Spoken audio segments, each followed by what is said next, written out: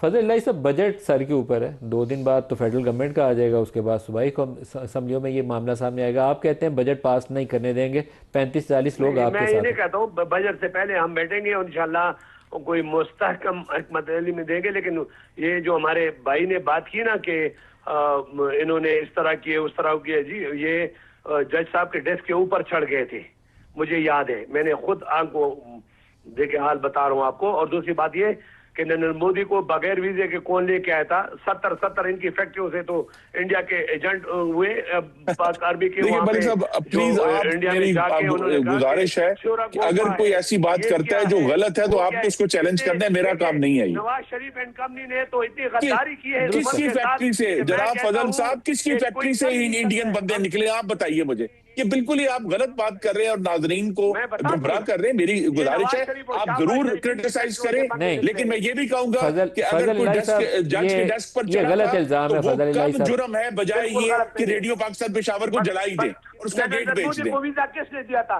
बगैर वीजे के वो आया था।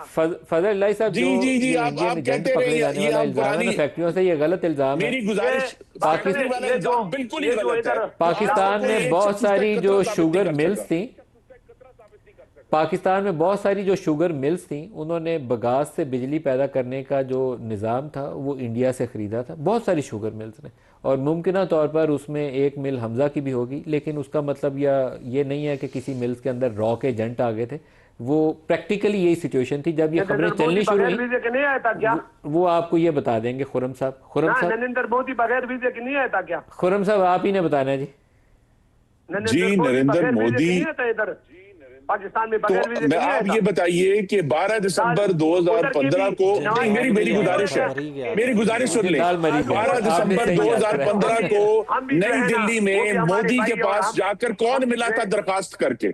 मैं मिला था, इमरान खान मिले थे नहीं 12 दिसंबर 2015 को। तो अगर आपके पास नहीं तौजीहात है, मेरे पास भी तौजीहात है। मेरी गुजारिश है, मैं जो आपसे अर्ज कर रहा हूं ना। कि मुस्तकबिल की तरफ देखें और अदम तशद्दुद का रास्ता अपनाकर अपने लिए भी और इस मुल्क के लिए रास्ता नरेंद्र नया मोदी खोलें। बगैर वीजे का आया था।